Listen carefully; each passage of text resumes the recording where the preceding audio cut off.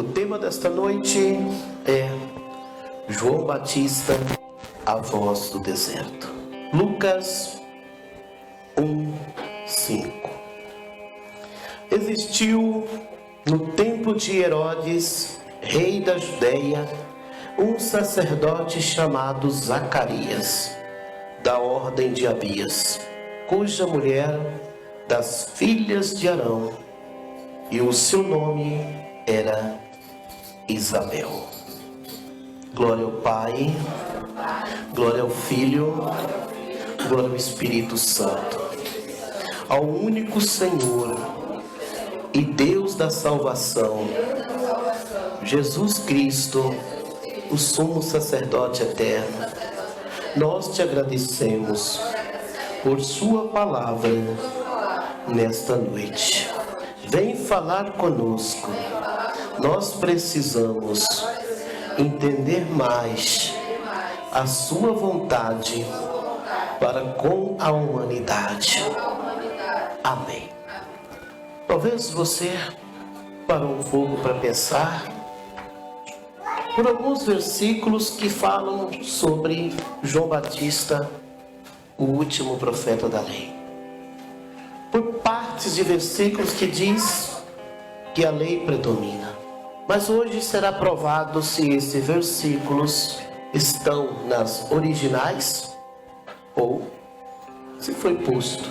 Talvez você pergunte para você mesmo: é possível? Não só é possível, mas como uma pessoa está distante de Deus, ele faz mais do que isso. Afastado de Deus, as pessoas fazem coisas que vocês nunca possam imaginar. E hoje nós vamos aprender sobre João Batista. Você que está acompanhando, aonde quer que você esteja, a hora que você esteja me acompanhando, eu vou junto com você mergulhar nos textos bíblicos.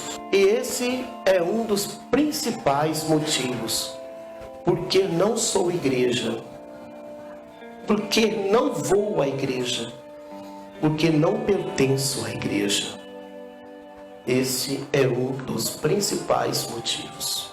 Hoje aprenderemos acerca de João Batista, que, segundo a palavra, preparou o caminho do Senhor. Muitos procuram saber a sua missão e nunca obtiveram resposta. Ele sempre dizia ser a cana agitada no deserto. Essa foi a missão de João Batista. Alguém que preparou o caminho do Messias. E não, como dizem, alguém que ensinou Jesus a pregar. Aleluia. Porque o intuito das pessoas, tem ele como profeta, é que ele ensinou Jesus a pregar. Porque se ele não veio para uma missão, fazer algo que não poderia ser feito senão por ele ser alguém que era, então ele veio ensinar Jesus a pregar.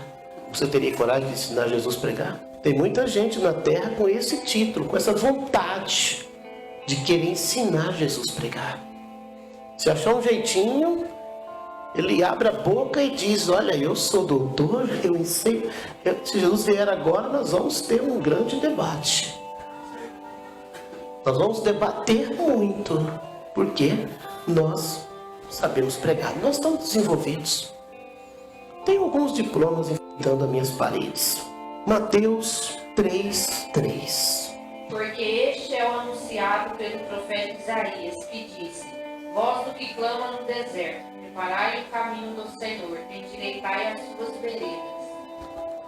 João Batista, Isaías não disse que ele seria mais um profeta, porque este é o anunciado pelo profeta Isaías, que disse: será um profeta? Os últimos da linhagem do profeta? Isaías não disse isso. Mas ele seria alguém que prepararia o caminho do Senhor. João Batista era filho de sacerdote. Quantos concordam com isso? Filho de sacerdote. Como chamava o pai de João Batista? Zacarias. Muito bem. Talvez nossos ouvintes vão ficar bem informados também, não? Se eles ouvirem a verdade Quando chegarem com a mentira para eles, eles não vão aceitar. Agora não tem opção, irmão Márcio. Ou ele entra no Evangelho Eterno, ou repito, ou ele entra no Evangelho Eterno. Não tem opção. Por quê? Todos querem ir para o céu, não querem? Todos querem passar pelas portas lá. Uma delas quer ser ocupada por você. Hein? Você quer ocupar uma daquelas portas lá? Vai passar? Eu quero. Não sei qual, mas eu vou passar por uma delas. Mas para isso eu tenho que pegar a linhagem dos 12. A linhagem dos 12, 12 vezes 12 mil, né? Que daria 144 mil. Que nos tempos presentes estamos já ouvindo e vendo. E aí, você está preparado para essa missão? Representar o sumo sacerdote na terra? 12 portas, 12 discípulos. E por incrível que pareça, o muro tem o quê? Quantos de altura? 144 metros. Côvados, quer dizer, 42 a 45 centímetros, que é aproximadamente 70 metros, né? Queridos irmãos, isto quer dizer que nós temos que estar preparados. Profetas, o que é um profeta? O que um profeta faz? Vocês sabem qual é a missão de um profeta? Aconselhar os reis e auxiliar os sacerdotes. Mas parece que João Batista foi diferente. Ele olhou para o rei Herodes e disse que ele era o quê? Adúltero por casar com a mulher do irmão dele. Não aconselhou o rei. Não denunciou o pecado do rei. Mas então ele aconselhou os sacerdotes, dizendo o quê? Raça de víboras. Quem ensinou vocês a fugirem da ira futura? Mas vamos aqui, amém? Então parece que João Batista não está muito pendido para profeta, tá? Conta para mim uma profecia que João Batista está cumprindo agora, que cumpriu depois que ele morre. Fala uma para mim. Claro, não estou falando da profecia que Jesus tornou sumo sacerdote na cruz. Não. Depois disso, não tem. Ele preparou o caminho do Messias. Tá? Glórias a Deus. João era filho de sacerdote. Seu pai se chamava Zacarias e sua mãe Isabel, da descendência de Arão. Eles se casaram e não tiveram filhos na mocidade. Pela palavra da família de Arão viria os sumos sacerdotes, a tribo de Levi. Zacarias possuía exemplo e era da linhagem de Arão. Biblicamente seria o sumo sacerdote. E perante Deus era, porque o propósito de Deus não se muda. Vocês querem saber como funciona a coisa? Como que as coisas foram distorcidas na Bíblia? Você acha que José, o pai adotivo de Jesus, seria o quê? Pela genealogia, ele seria o quê? Ele seria o rei. E aonde encaixou Herodes na história? Onde encaixou Herodes na história? Parece que as coisas não estão muito bem, né? Então, se João Batista, filho de Zacarias, Zacarias era sumo sacerdote pela linhagem de Arão, onde encaixou Anás e Caifás? Então vocês veem que está tudo fora da meta. Nós estamos falando coisas aqui que a igreja não pode falar. Não pode falar, não pode anunciar. Mas querendo ou não, pelo menos pela metade vai ter que falar logo, né? Porque, para quem não sabe, nossos amigos aí que estão nos ouvindo, vai acontecer um pronunciamento que vai chamar a atenção de muita gente. Vocês sabem quem é que vai subsistir depois desse pronunciamento? O Espiritismo, que vai representar a religião do Anticristo, e as tribos dos filhos de Israel, que vai representar a presença das tribos dos filhos de Israel, que vai representar a presença do sumo sacerdote Jesus. Porque a própria mídia vai derrubar. Vai ter pessoas que vai persistir? Vai. Mas apenas para, como diz o provérbio, tapar buraco, né? Mas é isso que funciona. Sem sombra de dúvida, pai de João seria sumo sacerdote. Mas sucedeu algo estarrecedor. Sem linhagem ou procedência, 2 sumos sacerdotes foram postos em Israel. Aqueles não possuíam vínculo com Arão, mas dominaram as normas espirituais da nação. A prática abominou o Criador. No entanto, ninguém percebeu a tamanha blasfêmia. Foi uma blasfêmia muito grande, porque saiu do propósito de Deus. E qual é a blasfêmia maior contra Deus? Qual a blasfêmia maior que vocês acham que é contra Jesus?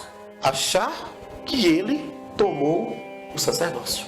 Acreditar, pronunciar que ele usurpou o sacerdócio. Ou, mais claro, golpeou o sacerdócio. Porque se ele não recebeu de Levi, que é João Batista, o sacerdócio, para passar para Judá, na cruz ele golpeou o sacerdócio. Bom, João Batista era profeta, não é verdade? Se ele era profeta, agora quem fala isso? Os judeus. O que os judeus fazem? Eu acho que é até melhor falar isso, né? Os judeus falam que Jesus é um profeta. Por quê? João batizou ele e recebeu a linhagem do profeta para Judá. Tudo bem, é melhor do que nós termos Jesus como sumo sacerdote e achar que João é profeta. João era sumo sacerdote. Por quê? Primeiro porque na morte de seu pai ele tinha que assumir. E foi o último sumo sacerdote de Levi. E passou para quem? Para Judá o sacerdócio. E quem era de Judá que ele passou o sacerdócio? Jesus, o sumo sacerdote eterno. Mas o que ele se tornou? Ele pregou. Agora vocês notem que Jesus nunca afrontou Anás e Caifás. Mas por quê? Porque ele era um sacerdote. Querendo ou não, eles eram sumos sacerdotes. Quer dizer, um cargo a mais. Ele respeitou, por mais que seja errado, a hierarquia. Diferente de João Batista, que era sumo sacerdote, aprovado por Deus. Falou dos sumos sacerdotes, por quê? Alguém estava ali posto por alguém, mas ele estava ali posto por Deus. Então, o que é de Deus prevalece, né? Então, dessa forma, é que vem atuando as coisas de Deus. Mateus 3:15. Jesus, porém, respondendo, disse-lhe: deixai por agora, porque assim nos convém cumprir toda a justiça. Então ele o deixou. Você entendeu esse versículo? A palavra justiça vem de sumo sacerdote. Se vocês não têm esse conhecimento, prestem atenção. Quando o Senhor olhou para baixo, ele não viu um justo sequer. Por quê? Porque a tribo de Levi já tinha caído. Já não era mais Zacarias que ia tomar o posto de sumo sacerdote, mas estava lá Caifás e Anás. Então, não tinha justo mais. Por isso Jesus foi enviado para que continuasse a haver justo, e um justo eterno. O Senhor disse para João, olha, respondendo disse-lhe, deixa por agora, tá? Ok? Porque assim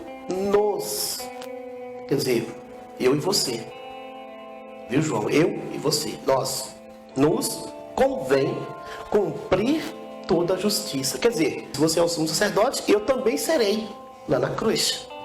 Quer dizer, nós vamos cumprir toda a justiça. Você cumpriu toda a justiça até a sua morte, e eu vou cumprir para a eternidade. Aleluia. Interessante, né? Oh, glória a Deus. Aleluia. Você parou para pensar nisso, ouvinte? Oh, louvado seja Deus. Quão importante é um fato desse? Porventura você ouviu um estudo semelhante a este? Acredito que não, Glória né? a Deus. E a palavra diz que então ele o deixou. Por que João deixou? Não, ok. Porque ele não queria de maneira nenhuma batizar o Senhor. Ele pensava que ele estava batizando alguém para a remissão de pecados. Ele anunciava isso. Sim, os demais eram para a remissão de pecados e arrependimento. Mas Jesus não. Que pecado Jesus tinha para se arrepender? Que pecado Jesus tinha para se redimir? E ele foi na água para quê? Pastor, para nos dar exemplo. Exemplo é a palavra. Vocês devem ser batizados e acabou. Mas o senhor não foi batizado. Eu não fui batizado porque eu tenho pecado? Vocês me acusam de pecado? Não. Exemplo é a palavra.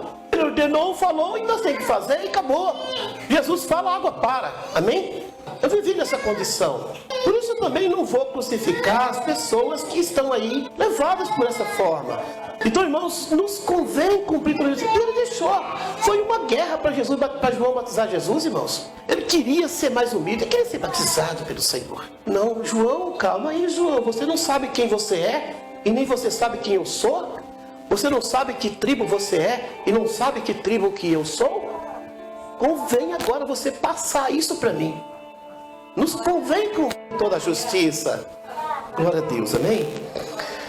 Após tais homens serem empossados, Deus olhou para baixo e não viu ninguém justo. Logo, o Eterno cumpriu a sua promessa, dizendo que nasceria da mulher alguém que esmagaria a serpente.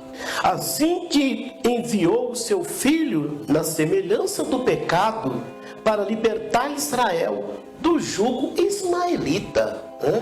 Então, se aquele povo não era, se aqueles sacerdotes não eram de Israel, era de Ismael, porque a outra autoridade, por nome de Deus, caído, mas é Deus, minúsculo, mas é Deus, só teria que ser do outro lado. Então, esses sacerdotes estavam lá, e Jesus precisava resgatar essa identidade que Israel havia perdido. A identidade de Abraão. A identidade de Isaac e de Jacó. O que ele disse para Moisés no monte? Eu sou o que sou.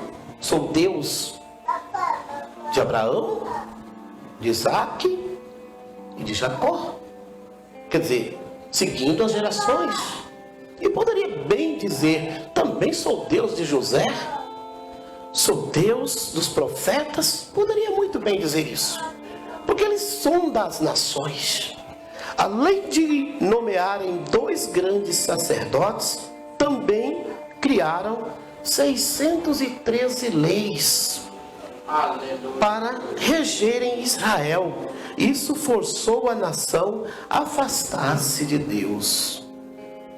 Agora vocês veem bem que essas leis, 613 leis, está no Corão, no regime ismaelita.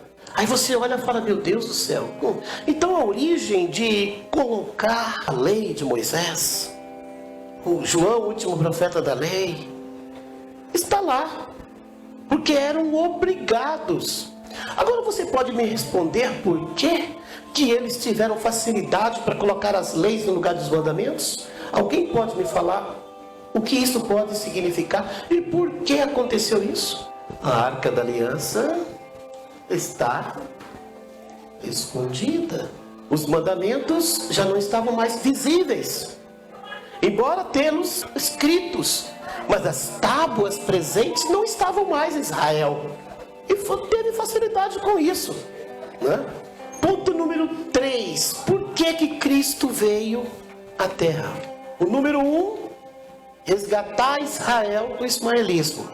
Ponto número 2, salvar aqueles, mais profundo, revelar aqueles que quiserem se entregar a Ele. E o ponto número 3, porque está escondida a Arca da Aliança. Então as 613 leis foram infiltradas e elas estão na nossa Bíblia, disfarçadas. Gênesis 3:15. E porei inimizade entre ti e a mulher, entre a tua semente e a sua semente está, te ferirá a cabeça, e tu lhe ferirás o calcanhar. Então, vocês lembram que o Senhor cumpriu, quando tudo estava ameaçado, o ismaelismo tomou conta, o Senhor falou, tenho que mandar meu filho para resolver esse assunto, para tomar conta dessa posição aí. O rei de Israel preparara pessoas para estudarem as profecias. Naquele período se ouvia rumores que nasceria o Messias, E a liderança israelita temia perder o trono. Por quê? Porque o profeta dizia, né? Ele será o rei eterno. Assim que nascera o Senhor e Salvador do mundo, quiseram prendê-lo para posteriormente matá-lo. Esse foi o ponto. Vocês vão lá, vocês magos, vão lá, faz isso. E fala para mim onde está o menino. Eu também quero adorá-lo, afinal ele é o rei, né? Será que ele ia adorar o menino mesmo?